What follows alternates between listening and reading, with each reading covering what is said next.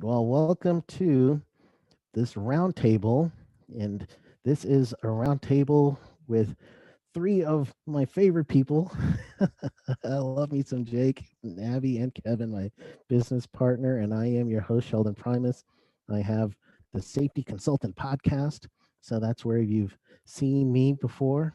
And I'd like to thank my good buddy, Jay Allen, who is the head of the Safety FM network, and also maybe we could call him, the tech guy today, because he is working behind the scenes, making sure that we're live and everything's going well. So if there's an issue, we're pretty much going to uh, blame it on Jay, right? Is that what? That's probably how we're going to do it. We're just going to blame it on Jay. So let me give you guys some expectations for this one. Uh, One of the things that we're going to really focus on as far as expectation is, since workplaces now in America are going to have to go live, some places they're probably, already out there. They've got customers coming in, workers are back to work after the times that we had with the pandemic. It's still going on if you haven't noticed, but in some workplaces, they are now going back to work. So America is truly going back. So we as safety professionals, we are not doctors. So I'm going to give you that disclaimer. Some of the things that you're going to hear may come out medical in nature because we're talking about a virus and a disease, but we're not giving you medical advice. So I want you to first and foremost, if you need medical advice, call that doctor of yours and talk to them and seek that advice. Other thing I want to give you as a groundwork is none of us are in sound studios, so you're probably going to hear some background noise from time to time, and just bear with us on that side. We'll be pretty good at making sure we're not going to answer phones or anything like that. Which reminds me, I'm going to turn off my phone right now, or at least put on mute, because every time I say that, this thing goes off. So I'm going to go ahead and put it on mute right now. And as far as the format, what we're going to do is I'm going to give us the nice 5 minute, uh, pretty much introduction, and that's what I'm doing right now. Then I'll do a nice little 10-minute of just my part, my thoughts on how to reopen safely, and then we're going to switch to Abby. Abby's going to give you her 10 minutes, and I don't know if Jay's going to help us out with timing on the group chat so we can look at that. If not, I've got my trusty old phone here with my cracked screen.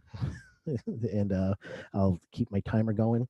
And then we'll have Jake. After Jake, we're going to have Kevin. Kevin's going to give us the OSHA view. And from there, what we're going to do is we'll also have a little bit of time to just, free form, just talk.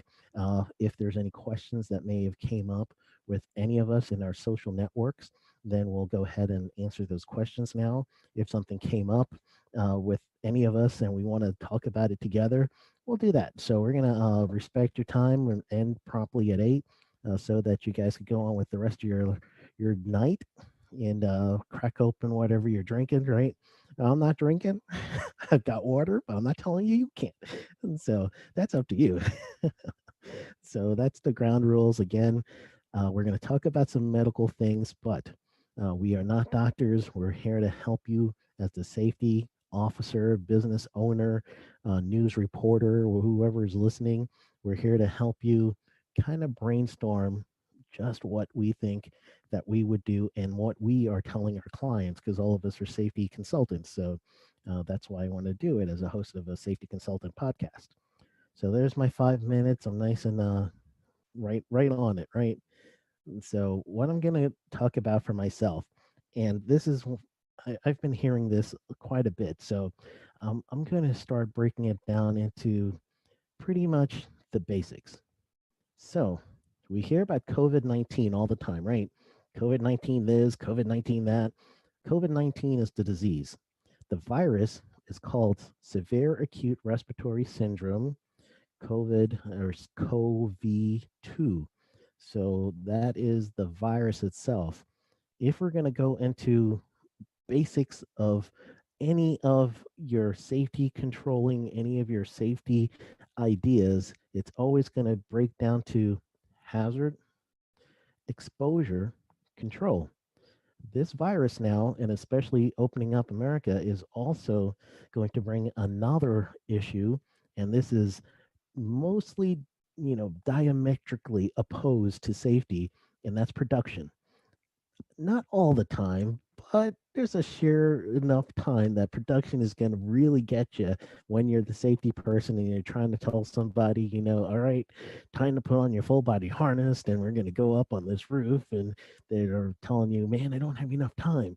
You're going to tell them, yes, you do have enough time. And we're going to train you. We're going to make sure you have the correct equipment. We're going to show you that it's a system with anchoring because we're looking at hazard, exposure, and all the controls we can do.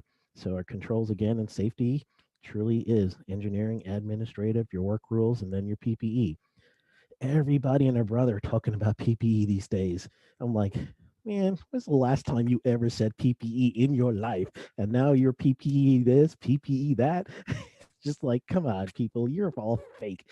But us as safety professionals, man, we know that stuff, and that's our bread and butter. And we just probably are keep telling our clients and keep telling everybody, PPE, last line of defense. If you could do an engineering control, all right. And a lot of you probably noticed the engineering controls that are going up in grocery stores or other places where there's a barrier, plexiglass barrier. All right. So that is a engineering type control. Admin control is your work rules, and then your last line of defense is the PPE. So back to my train of thought on the SARS CoV 2, which is the virus that causes COVID 19.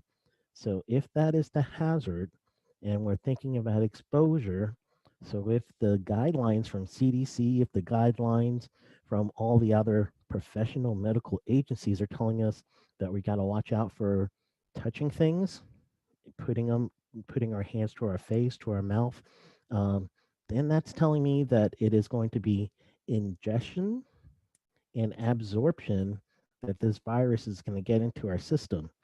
And then if they're telling us respiratory droplets, so spit. They keep saying respiratory droplets. In my mind, I go spit. No one wants to say it when you're talking close to somebody. It's spit. So we're saying we're looking at 3 meters, and that's there's just 1 meter with 3 feet is what they're saying is close contact. So what they did is they put in a little buffer, and that buffer is called a safety factor. So all of the CDC guidelines is telling you 6 feet. So yeah, we're always used to safety factors in what we do in our line of work.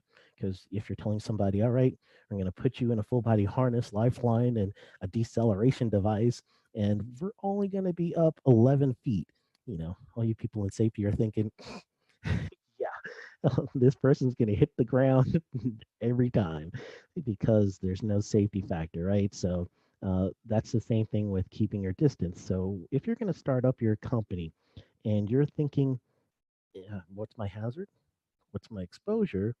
What's the CDC guidelines? All of those things are valid, but then you also have to think about how can I do these guidelines with production? Because if you're still not doing production, your company is not going to last. You're going to get pushback from the boss, and it's not going to work well for you as a safety officer. So you're going to end up having to think of several things. So one of the things you're going to think about is each decision that I make, and I'm gonna kind of go off over here because we have something called human and organization performance, and then we have something called behavior-based safety. So if we're telling people the virus is spread through respiratory droplets and through touching things and putting our hands to our face, so that's why we're saying gloves, that is a behavioral trait. The wearing of the gloves is going to stop us somewhat. The wearing of the mask is going to stop us somewhat, but then the engineering controls is going to be that human and organization performance tools. So the whole process, every kind of situation that you have is going to break down to some blend of this. So if I'm the safety officer and let's say I'm in retail, all right, retail, people are going to start coming in my shop. Most of your states are going to tell you that you're going to have some sort of occupancy that is going to be sometimes 25% for phase one of coming back into the actual working environment. Okay, well that means I physically have to look at my actual certificate of occupancy. That's going to tell me 25% equals X amount of people. My square footage of where I am, that means that I'm going to have not only the square footage of everybody that's working there, but then the people that are coming in. So you're going to have to think about social distancing on both ways, not just laterally. You're going to think of it, so think of it more of a circumference around that. And I don't like the word social distancing. Pretty much I like the word physical distancing. That's the one that really makes the big difference, right? So that's one of the things. The other thing is what we call the touch profile, and we as in me. I don't think anyone else called it yet. But if you're touching something, that now means that the virus is on your hands. It's protecting you if you have a laceration or something, a mode of entry. So yes, you have some protection there, but the other thing that it's looking for, or I should say, the other thing that's taken into account right now is if you're telling your workers to wear gloves, that's a good thing. But now you have to think of where are they touching constantly? And then are some people not wearing gloves during that? Or what's the behaviors? So are they touching gloves right now and then they rub their eyes because it's really hot and you don't have a fan in wherever you're working? All right, you now have caused that person to introduce that virus into their eyes, into their mouth, into their nose, whatever. So that's another consideration that you have to think of. So let's do a touch profile, get all of your workers together. And then with the touch profile means tell me what you're touching throughout the day. We all come back together and then let's create a hotspot. This place is being touched more. Let's put a nice little station here that someone could put some Purell or whatever they need to for their hands. Or we're going to have a sign that says, wash your hands more here. So that's one of the ideas that I'm going to throw out at you. But anyway, with the other part, and this is wrapping up my section here because I think I got 3 minutes left, so ish. But what the other thing is let's say right now we know for sure we don't have the testing we need on the mass scale. So if someone is going to go into the compliance mode, like for me as a consultant, a lot of people hire me to stay out of compliance hard way. You know, they don't want to get cited. So now with some variants, and I'm sure Kevin's going to talk about this, OSHA's kind of grading on a curve right now with some of the compliance documents that you start reading. So that means that can't be used as a weapon anymore. However, litigation is still there. I'm not saying to use that litigation. I'm saying to protect your company from litigation. So you really want to think of the plan, do, check, act system. So if you're making any kind of changes, you want to plan it out with you, with HR, with upper management, with your union. And also, if you have any lawyers or legal representation, you're going to also add them too into that system. So now they're going to go through, you know, we got some testing results back. All right, what do we do? Is this person going into quarantine? And where are they going to quarantine? Back home with the rest of their family? Or are we going to see if there's a local hotel that could take our people for quarantine? And then from there, you know, we could start doing the protection. We're doing temperature checks when people walk in. All right, that's going to give you a result of something. So after you do your temperature check, what are you going to do? That means you're going to have something in place that says someone tests positive or their temperature is high. We need to have these certain procedures.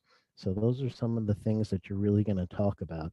So that's my thoughts right now.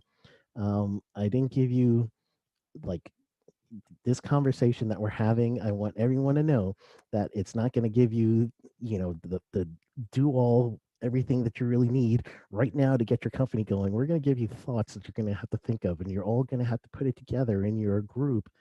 You, safety, management, workers, HR, risk management. If you have a union, everybody all together. So that's the way to do this. So when we get back to the rest of the group, and if we have some more time later on, we'll talk a little bit more about this as much as we can. So with that, I'm going to turn it over to the member of the Safety Justice League, Abby Ferri, and she is Safety Justice League strong. So I'm going to mute myself and let Abby take over. Abby. Thank you, Sheldon, and thanks so much for putting this together and including me as well. And just to introduce myself to the audience, if they didn't catch it, I'm Abby Ferri, and I'm based in Minneapolis, Minnesota. I don't really talk like that, but and I'm a safety consultant. So that's how I know Sheldon over the years when I was consulting on my own and now with a firm. So I have been looking at this whole reopening thing as it's a mindset right now that I've felt it over the past 2 weeks, really. And this week feels like people are antsy AF to get rolling. They want to get back to work. They or people that they're taking offense to the whole reopening term because they've already been working.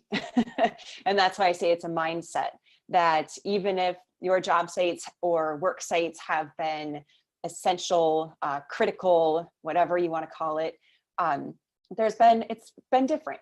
So things have been slightly different, but now people, it feels like they've been held back and now we're ready to just let them loose. And like we saw last night or yesterday with Wisconsin, that it's like, okay, go back, everything's on. And here in Minnesota, our Department of Labor and the governor have really been putting out some more tempered types of messages. And I don't know if anyone else has been geeking out over the governor's office here in Minnesota. They put out slides each week or most days for the governor's press conferences. And they're really cool. They're nice visual representations that tell a story, and they have a nice public health angle that I love as a health and safety person that's starting to dabble more in public health. I mean, we can't help it. We have to deal with public health no matter what our usual discipline is, because society and the world's issues right now, you can't just close your gate at your job site and say, no, COVID, you're not coming in here. This is a work site.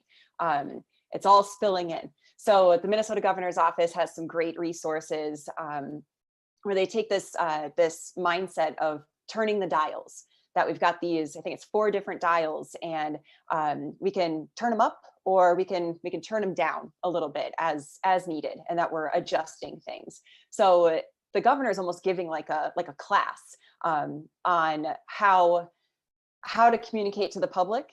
And so I've enjoyed it as a safety and health person and taking what he's talking about. So I'd encourage anybody, no matter where you are, if you're in Florida, wherever you are, hit up Minnesota Department of Labor website, or I've posted about it a lot on LinkedIn, and have included links directly to the governor's slides because they're almost beautiful. I mean, let's just call it that. I mean, sometimes you need some bright spots to look at in these times, and that's one of them. So on the theme of reopening being a mindset, think about that with your workers, that even though people may have been coming to work every day, or they never stopped working, whether it's at home or wherever they are, but that the mindset has shifted. And so we may have been really cautious for a while up until this point, and still want to keep moving on with caution as you reopen, whatever that looks like at your organization. It might just mean that certain operations come back online, or that there's more people coming, or however you look at it. You need to have a plan. And I was kind of laughing as Sheldon was bringing up some things, and I feel like we're probably going to make some people mad tonight, because we're just going to bring up more crap that they maybe didn't think of. And I say crap very loosely. It's just more stuff to think about, more things to put on your risk analysis or job safety analysis or whatever you're doing at your workplace. And it's tough. I mean, I feel it, in my organization. I feel it from other safety professionals that work directly at construction sites and manufacturing sites, that there's a lot going on. And I look at it from the consulting mindset of scope creep.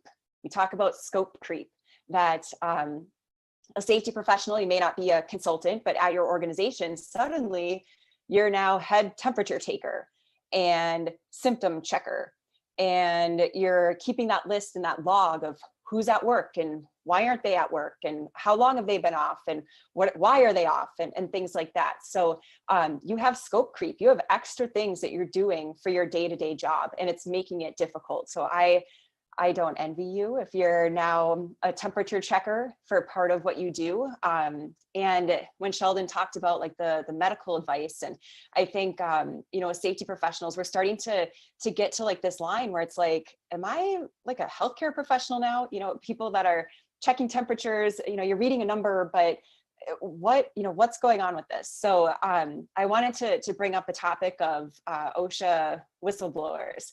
And there's just a quick plug for a future, yet to be determined what date it's released, but a future Safety Justice League podcast where we'll have Adele Abrams, everyone's favorite safety lawyer. And she gave, just dropped a bunch of knowledge on whistleblower protections that safety professionals have and that our workers have. And so I know Keven will get into this sort of stuff because OSHA's his thing, but I wanted to just kind of plant that seed that safety professionals are doing these protected activities right now. So I think it's really important that safety professionals understand the ramifications of that, and that you're not just out there on your own checking temperatures, logging symptoms, and keeping track of people that are gone. It's all important work, but that you are also protected. So keep an eye on what your rights are related to that. I had taken a bunch of notes to get to some other things, but just to, and Jay's giving me the time signal, stressful. But to bring it back to my construction friends, I see the scope creep happening with construction crews as well. That let's say your construction crew now, you were doing work in multifamily housing units, and you dialed back that work for a little bit while the coronavirus stuff was really hot and heavy. And now it's like, okay, we got to go back and do this work. Well, the construction crews may be asked by the clients, hey, can you do this deep cleaning before you come in, and do this deep cleaning before you leave, and, you know, do another deep cleaning next week before our people come back. So I know that construction workers, we have a, you know, get her done, or yes, we can type of attitude. And you've got to talk to your workers ahead of that. Make sure that they're not taking on things that they shouldn't be doing. They're not remediating mold that's been sitting in HVAC systems that were in abandoned buildings when people closed their offices for COVID-19. So giving your workers that empowerment that, yes, we're reopening, we're going back to work, but we value your safety, and you know, giving them that time, the materials to clean if that's something that's part of the work. If it's not part of their scope of work, you've got to have a subcontractor or someone come in and do that before your crews can go to work safely. So yeah, that was just kind of my bottom line stuff, is that reopening is a mindset. It might be a uniquely American thing, I'm not quite sure. And then also the scope creep, just step back a little bit. Like, I know everyone's really excited, reopening sounds fun, but we have to dial it back a little bit, like Governor Walz talks about here in Minnesota, and make sure that we're taking care of our workers and still being proactive and keeping people safe and healthy.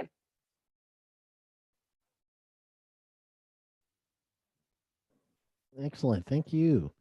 That was a great scope creep. That's one of the things that is getting everywhere, isn't it? So we're gonna turn it over to the man, the myth, the legend, Jake Woolfenden, Summit Safety Group, the guru. Yeah, that's right, man. No, I appreciate it. Thank you so much for having me on. I'm Jake Woolfenden, the owner of Summit Safety Group, and we work with hundreds of clients throughout the Midwest primarily. We partner with them to outsource a portion of their safety and OSHA compliance and things like that. And I'll tell you, Abby, I think you hit it really, really well with the fact that just really kind of bringing that term mindset back to it, because I really think that's what we're going to be battling over the next several months. You know, for us in our area, we reopened pretty much the very beginning of May. And so to see what restaurants, what fitness centers, what all these places are doing or not doing is actually really startling to me. And so one of the things that we're really trying to push with our clients is, look, until there's a vaccine, we have got to take this seriously. I know that everybody wants to rush back to the old normal, but unfortunately, I really just don't think that old normal is going to exist until there's a vaccine. And the reality is that for those of us that are in positions of authority, people that respect us for our opinions on safety and health, we too have to take this seriously. So I don't know if you guys saw, but Mark Cuban did a secret shopper thing and sent out to a bunch of different restaurants and businesses all throughout the community. And I think 90+% were not doing any of the measures that the local health department, CDC, was actually recommending. And the thing is I think, Abby, you kind of alluded to this, but it is very much it's an American pride thing that we can bootstrap this thing, we can get back to normal. But again, we're not dealing with it's right now, I feel like it's kind of out of sight, out of mind. We're dealing with philosophies. Even when I talk to my doctor friends, you know, they're like, why am I getting so triggered that nobody listens to me? You know, I've got, you know, one of my best friends is a neurosurgeon. One of the other guys, you maybe saw the video that I did several months ago when this thing first started hitting on the coronavirus, Dr. Trotman. He is like the guy for our state for all the epidemiology and infectious disease control, and had really been in contact with University of Washington and Seattle and people in New York, and they're just baffled when they have other doctors that are other professionals that bring in things that they see on Facebook, and they're like, guys, this is all debunked, it's not real. Where's your peer reviewed, you know, like where's the process? Follow the process, you guys know to do this. But because it's so out of sight, out of mind, people don't see it as a medical fact, they see it as a philosophy. I mean, how many of you guys know people that are directly impacted by this? Unless you're living in some of those hotbed areas, we may know somebody that's once or twice or third removed that maybe had it or something. And so it's very, it's not at our doorstep. And so it doesn't feel real. And so as we start this reentry back into just normal business, it can't be the same normal. The reason for that is because, look, we work with camps, we work with, we've got summer camps that are reopening, we've got all these these big establishments that you kind of wouldn't expect to reopen, but the governors of certain states have given the stamp of approval to move forward. But again, until there's a vaccine, you start to see cases start to spring up again, they're going to have to shut down. And so my fear is that when we're rushing too quickly into this, not being on the conservative side, regardless of what your philosophy is. I get it. There's a lot of different stuff out there. We can compare it to the flu. We can compare it. We can say that there's not actually as many deaths as we think there are. But the reality is that there are people dying. It's still a novel virus. We don't know everything about it yet, and we don't have a vaccine. So there's always going to be a subset group that we are going to be trying to protect, and that we should be trying to protect. So as businesses start rolling back in, the last thing you want to do is create this scenario where you didn't take the precautions. Now one of your employees gets sick. And I can tell you, we've seen this with our clients where they were not taking the precautions. They had a couple people get sick. Now they weren't being conservative. They weren't limiting the exposures to other employees, and they shut down operations for 2 weeks, sent everybody home. I mean, so what does that do from a productivity standpoint? You know, last week we got a call from a client that's a contractor up in Kansas City. They called and said, hey, we just had one of our subcontractors test positive. What do we do? Luckily, they were taking a lot of the precautions, and luckily it was a subcontractor that didn't have a lot of exposure. But what I keep telling everybody is you got to treat this like an accident investigation. If you go back and you start to see that there's so many exposures that you really can't even control, that makes your job so much more difficult. So one of the things I want to stress to other safety professionals and HR managers is please take this seriously, lead from the front, make sure that your attitude and mindset is one of protection.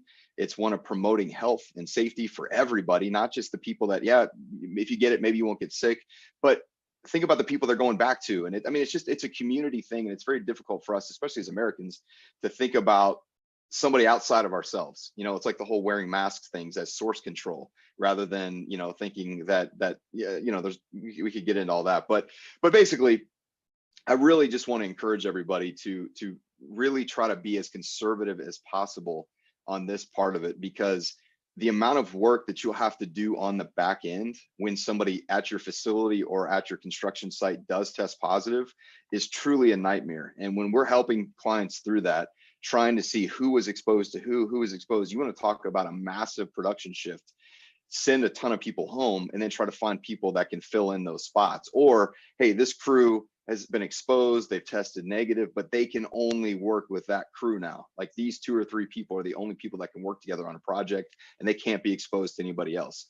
You know, those are very real issues. And so again, the more that you can ensure that you're doing the things like checking temperatures, maintaining social distance, when you do have to work around very close proximity, like if you're working in an aerial lift with somebody or something like that, wearing a mask, making sure that you are truly protecting your coworker from potentially you being infected and spreading it to them.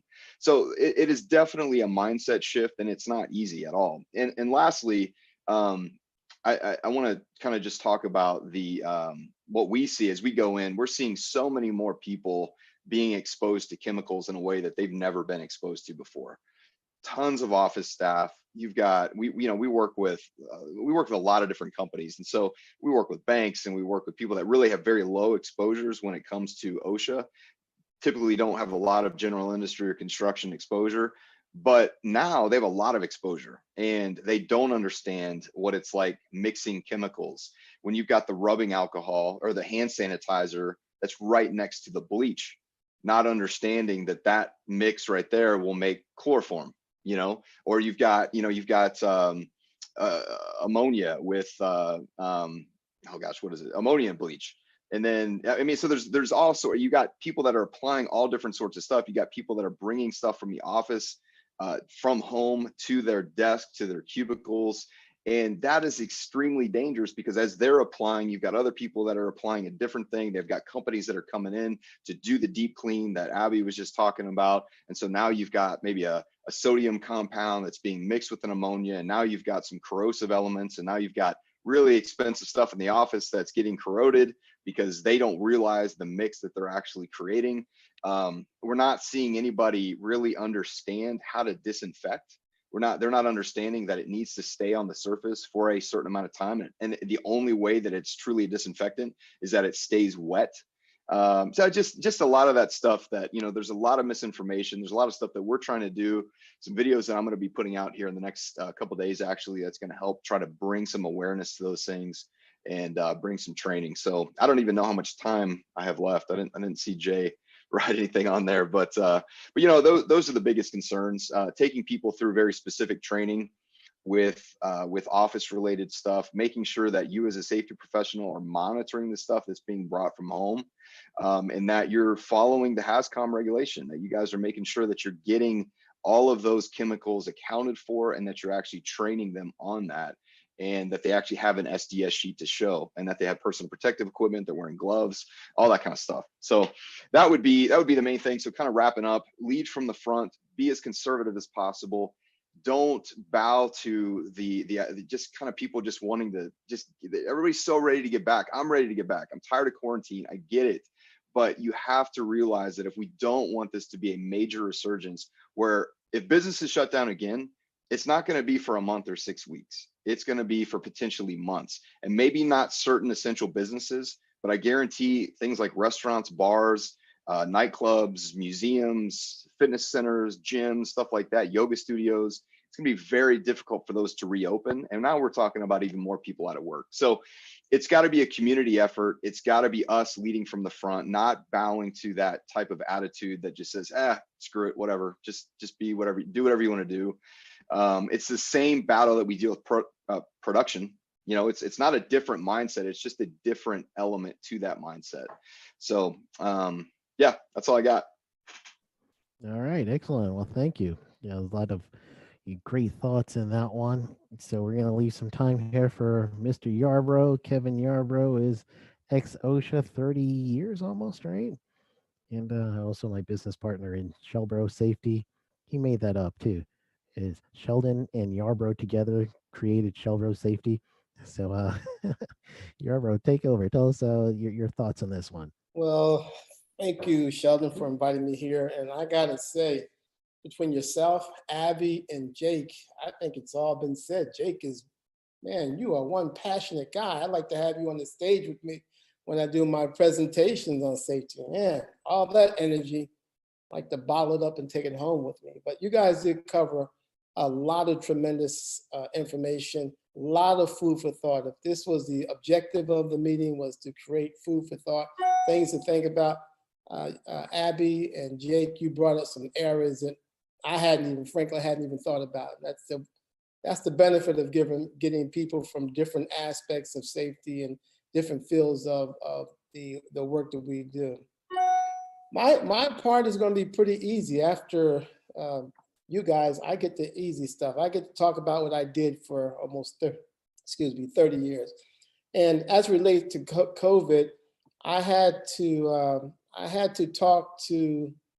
pleasure of talking to some people with the agency, and I was wondering, tell me about what we're doing, because this has never happened before. I know when I was with the agency, we had a program called the COOP, Continuum of Operations program, and it covered aspects of what do you do when your primary facility is no longer available, or where pandemics come around and you have to switch what you're doing.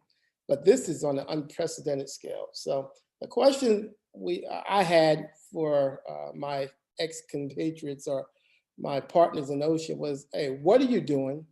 How are you doing it? And how are you enforcing the rule? What is the rule?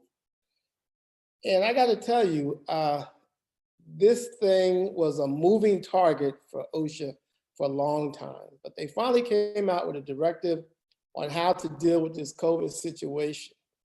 One of the things that a lot of, Abby, you like to hear this, for construction workers, you're not going to see very many co-shows out there because that's not their primary focus any longer. The offices in Tampa and around the country of OSHA, federal OSHA, have shut down. No one's in the office. Everyone's working from home to ensure that they're safe, to distancing and that thing. And their primary focus right now are targeted industries like healthcare, long-term health facilities, nursing homes, hospitals, and that type of thing. So construction sites have fallen way down the list. Now, that's not to say if they see an imminent danger while they're responding to one of these not targeted, but high hazard industries that relate to COVID, they'll stop. But their primary focus is this COVID thing. So what is it? Well, let me just put it this way. They continue to do what they've always done. The exception is that they're not focusing on the industries they've always focused on. Jake talked about general industry and Abby talked about construction. Well, they're not going into general industry sites because as COVID, related to COVID, there are other sites that take precedence. Now, if you have a massive breakout like some of the plants we heard about, all these workers getting sick, now we're going to have to get involved with that. And to be honest, the way OSHA deals with that is very easy. When you have multiple people exhibiting signs of exposure, it's very easy to say, okay, this is work related. But if you have a facility where maybe one person or maybe two people are coming down with the virus, now OSHA has to prove, okay, is this work related?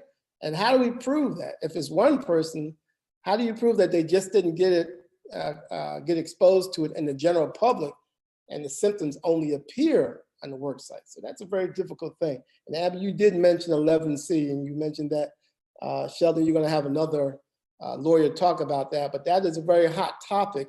And the 11C investigators are getting a lot of work because employees are getting smart and saying, you know what, I don't feel safe coming to work with all those other people. And I feel that it's threatening my life. And therefore, until you do something such as provide alternative means for me to do my job using engineering controls or administrative controls, I'm not coming to work.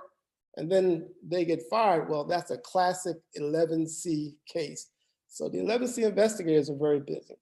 So how is OSHA operating? I told you they're working from home, and what they're primarily focusing on are imminent dangers. Imminent dangers are important because that's a situation where nothing's happened yet, and we have an opportunity to save a soul if we can. So we'll go do that. And primarily that only happens on don't get mad, Abby, but on construction sites, because even Ray Charles can drive by a construction site and see a fall hazard or a trench excavation hazard or electrical hazard or motor vehicle hazard. So those are easy to do. They're also looking at employee complaints have taken a high priority. And in most offices, employee complaints drive the work. That's what you do when you're kind of caught up in everything else. You're going to be driven by employee complaints. And with this COVID situation, you can imagine the complaints are pouring in. And that had OSHA really kind of running around in circles. What do we do? What do we do? What do we do? Because as Sheldon knows, and I always preach it in my classes, OSHA has the responsibility of proving their cases. If they're going to issue a citation, they have the burden of proving that A plus B plus C equals D. And with this COVID, how do you show that? How do you show that? And the employee contracted COVID in the workplace. You know, what's the incubation period? They could have caught it at the mall and the symptoms just arose in the workplace, but the employee wants to file a complaint against the employer. Now, OSHA has to do the job that medical people should be doing, such as taking temperatures and doing the testing, which we're not very, very good at right now. So they're kind of like between a rock and a hard place. If they don't respond, then employees are going to send letters to their congressman and say, hey, OSHA, what are you doing? If they do respond, they're going to have a lot of people, a lot of resources tied up in this COVID, when at the same time, there's still other important activities going on. So that's one aspect of it. They have to definitely do fatalities. Now, what are we going to do if a person succumbs to COVID and they claim it was the result of being exposed at the work site? Well, now we're back to that circle. We're not medical doctors, or compliance officers not medical doctors, but they're going to have the burden of investigating that to determine where the exposure was. If it was at the work site, is it reasonable to expect this at the work site? Some of the work sites you may go to, like hospitals, long-term care facilities, nursing homes. If a person complains about COVID coming from those industries, well, OSHA is going to say, hey, wait a minute. Now, these are high hazard industries where it's a likely probability that they can contract the virus in this environment. So they're going to look at that a lot harder, and they're going to take that a lot more seriously, because it's a little easier to connect A plus B in those facilities. Then you have, as I said before, high risk industries, as I just covered, long-term care facilities, hospitals, laboratories, where they go in. If it's COVID situation, they're gonna lean to the side, well, yeah, this is probably a result of being exposed to COVID. Now, where the exposure occurred, that's a whole nother ballgame, and that's gonna be another investigation. Okay, so that's what they're doing now. Like I said, how they're doing it, they're not randomly going out. They're only going out when they're called for complaints. And as I said earlier, complaints will drive an office. I know when I was the assistant director, we would get anywhere between 3,200 and 4,000 complaints a year. Now, with probably 26 compliance officers, it's going to be very difficult to respond to all those complaints. So in the COVID situation, they decided that, you know what, based on our resources, we can't go out and look at every single complaint that comes out. So what they're going to do is they're going to put it back on the employer. They're going to do what's called the phone and fax. An employee calls up and says, I was exposed to COVID and I don't feel safe. They, depending on the facility, they may just send a letter and say, hey, Mr. Employer, we've received a report that employees being exposed to XYZ. Please investigate it. And within 5 days, tell us if you found that this was valid or invalid. If it's valid, tell us what you're going to do about it. If it's invalid, tell us how you came to the determination that it was invalid. And based on that response, that's when the area director or OSHA will decide, is this a case that's worthy of expending a compliance officer to investigate? So that's how they're kind of conserving their resources for the really, really difficult situations. COSHOs now, COSHO means Compliance, Safety, and Health Officer. I've called them COSHOs for years. There's no reason for me to stop now. Their primary concern, other than the safety of America's working men and women, is their own personal safety. So they've been trained on the COVID articles that have been written. OSHA's information has been written. They've been assigned to read a lot of the CDC, most of the CDC guidelines, and they're expected to follow those guidelines when they go into a facility. And if they can't, quite frankly, they're not going to go into a facility until something can be done. They may have to rely on PPE, where they're going to get the appropriate PPE to do what they have to do. Or if it's like in the hospital, they may say, okay, I'm not going into that room where an employer says they contracted COVID. Do you have similar rooms in the hospital that I can go into and make a diagram and look at it and tell me the operation? And then we can determine from that clean room what went on in that dirty room. The other thing is that they generally don't like to go into areas where there's patients, like long-term health facilities, because we don't maintain the dignity and the privacy of those patients. So again, they may go into adjacent room, or they may wait until the patient has gone to dinner or left the room, and then they'll go in and do their evaluation. The next thing is, besides their protection and the people around them, they're going to really be looking for engineering controls. This is a respiratory situation, so right away they're going to look at respiratory protection standard in OSHA. They're going to look at ventilation. What's your ventilation like? If you don't have it, what are you doing to get it? Is it feasible to get it in here? And FYI, OSHA says everything is feasible. So they're going to be looking at that, and they may even take issue with the fact that if you have a facility that could benefit from having either positive pressure or negative pressure ventilation, they're going to probably insist or even maybe cite you based on the fact that you have a facility, as Sheldon said, that has this hazard.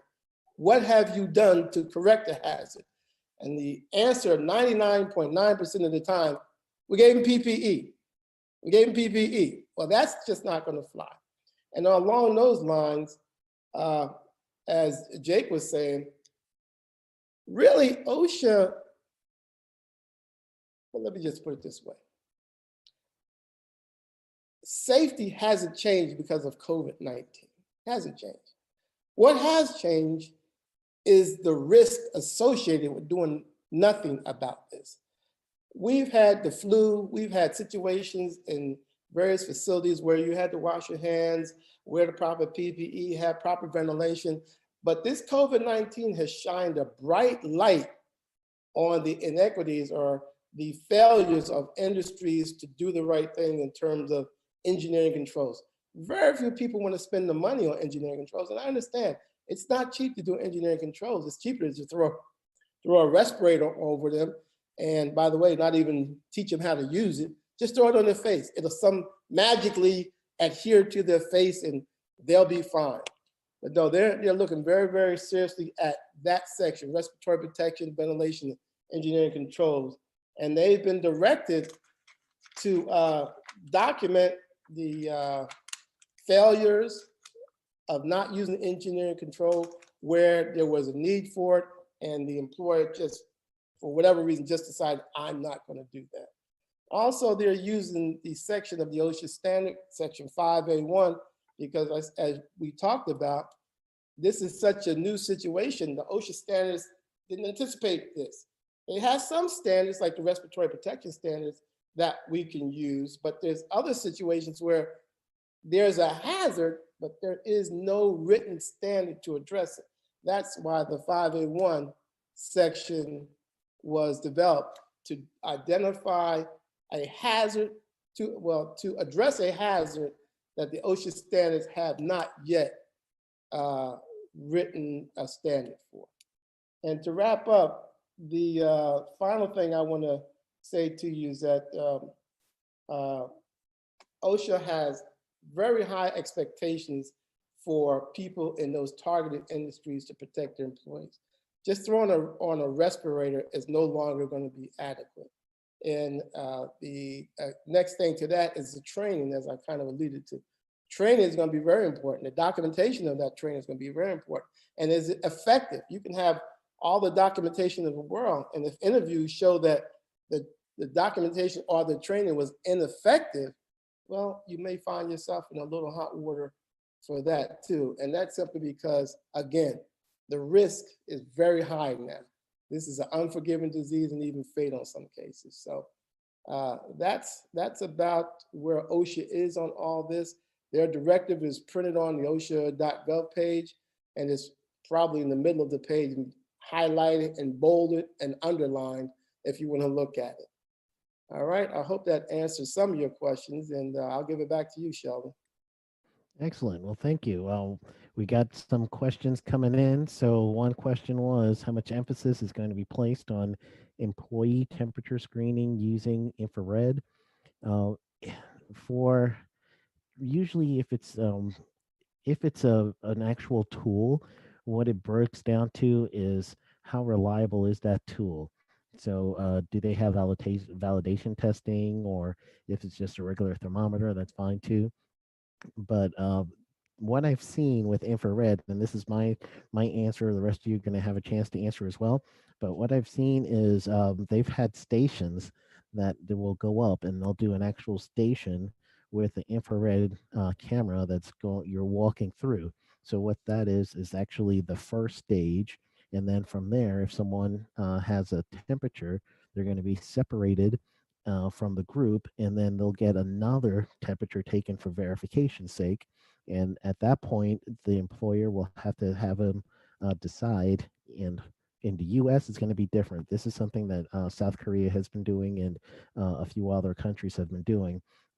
So for U.S., it's going to be different. Now, if a person's tested twice as having a high temperature, at that point, they can't, or shouldn't be allowed into the facility, though they've already had 2 to 10 days, and in some cases 14 days, where they were asymptomatic. So that's when the contact tracing and everything happens, like Jake mentioned earlier.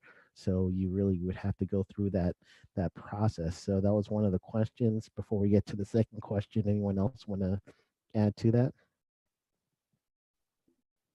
I'll just say, Sheldon, you're absolutely right. Just, the temperature testing is fine.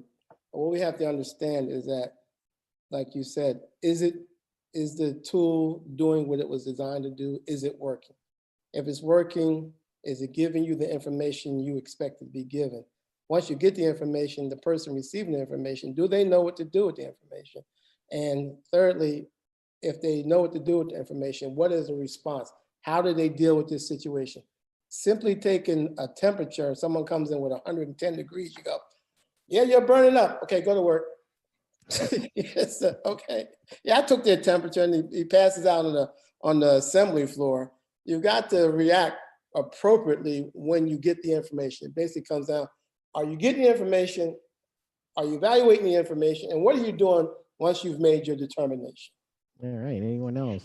Yeah, well, I was going to piggyback on that real quick and just say that, that's actually the case where you're going to have OSHA get involved, and you're going to have a willful type violation that's directly associated to the employer. If you're not taking that seriously, if you were to screen them, they've got a temperature at all, you allow them to continue in the facility, whether they've got the coronavirus or not. If there's some sort of, if it comes to be that at some point COVID does test positive at their facility, that I guarantee you is going to be brought back. And that is the type of very easy connection that OSHA is going to be able to make. And that's going to be right on the employer for, in my opinion, a willful violation, because you knowingly were using tools, you had things that you were there to employ to try to keep this from spreading in your facility. And then you had the knowledge that somebody had a symptom that is along those lines. And that's a very easy connection. So that kind of stuff you can't even mess with. Yeah. And then it becomes easier if there's multiple people with symptoms at that workplace, because it becomes harder if it's only a one-off, like Keven did mention. But when there become multiple people and there's people being tested and have positive temperatures with nothing, yeah, you're right. Abby. Well, the only thing I would have to add to that is that I've already heard of companies doing the temperature screening and having a written policy about it and not following it. Yeah, that's that's the Plan Do Check Act that I mentioned earlier. If you're going to plan your actual pandemic response, then the next thing you got to do is go ahead, let's put in this thing in motion. Then if it's not working, that's the check part, then we got to go ahead and redo this thing, rethink this thing. And then the last thing is let's go ahead and plan it again and release it again and do whatever changes we need. So we had one other question, which might be more of an HR question than one for us, but it says, does the panel have any advice to people who have lost their job due to COVID-19 related shutdowns or slowdowns? I had an episode about this in my podcast. First and foremost, get on unemployment. That's my opinion. You want to get money. Money is king right now. Get your money, get your paper. Do that first. And then from there, the next thing is, you're going to get laid off whenever for other reasons too, in most cases. So, get back out there. Don't beat yourself up. Start applying for something else. That's just my 2 cents. Anyone? We've got about 4 minutes left before we get to the top of the hour. I've actually seen some people on LinkedIn where they put on their headline that they lost their job due to COVID-19. So maybe just like normalizing it and talking about it and somehow maybe capturing it on your job history. Or there's a lot of recruiter types out there. And another plug for another person who's been on Safety Justice League podcast is a woman named Tara Carbert. And she has an initiative she's called the Career Mindset Coach. And she does some coaching daily through social media for free. So there's a lot of people out there out of just marketing and kindness are trying to help people out that have found themselves in a tough position right now. All right. Anyone else? I don't have anything on that. I do want to just come back real quickly to the temperature thing. I think what happens a lot of times in those situations is, we're constantly being fed the negatives. What doesn't work? What have we found that, oh, well, people have COVID-19 that never even get fevers, so why take temperatures? Or by the time they get a fever, they've already been, they've been asymptomatic, but they've been contagious for the last 2 weeks. So why are we taking temperatures? People have to understand that that's just one tool in the toolbox, and it is an indicator in a lot of situations as to somebody being sick. And to the point that that Keven was making earlier, this is going to be a mindset shift for us moving forward, even in things like the flu, any of those types of illnesses. And it should be, because when we talk about productivity, that stuff matters. And we got a bunch of people sick during flu season. It doesn't help anybody.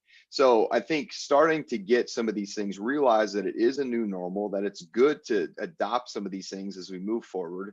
And it's just one tool in the toolbox. I think you've got to take a really holistic view to make sure that you guys are covering all of these things, and don't let the negative stuff impact you or keep you from doing or employing safety measures that really are going to be important in this whole thing, especially as companies are reopening. All right, excellent. Well, I like to thank all my panelists here, and just for everyone, if you need to get a hold of Jake, you're going to go to summitsafetygroup.com, right, Jake? Summitsafetygroup.com. I see his head nodding. He's got his cool head nod going, man. That's the cool cat right over there. So you get the cool head nod. So summitsafetygroup.com, and they also have online training too. And their online training is excellent. You just got to go through that. They have it in English and in Spanish as well. So go ahead and look him up. Abby is with the Safety Justice League, and I don't know if she's given herself a moniker yet, but she with the Safety Justice League. So just go ahead. You can listen to them on Safety FM, and I'd like to thank Safety FM Jay for hanging out with everybody, helping us, working everything out. He's been awesome. So download the Safety FM app if you haven't yet. Do it. And Keven Yarbrough is with Yarbrough Safety Solutions. So you want to go to Keven Yarbrough, Yarbrough Safety Solutions, get them on LinkedIn, and you can go to linkedin.com/in/Keven Yarbrough, and it's Kevin with Keven. So Keven Yarbrough. All right. So outstanding job, Safety FM. Thank you, everyone. And I really appreciate it. And me again, your host, Sheldon Primus for the Safety Consultant Podcast. Look me up on safetyconsultantpodcast.com and listen to me on Safety FM. Thank you.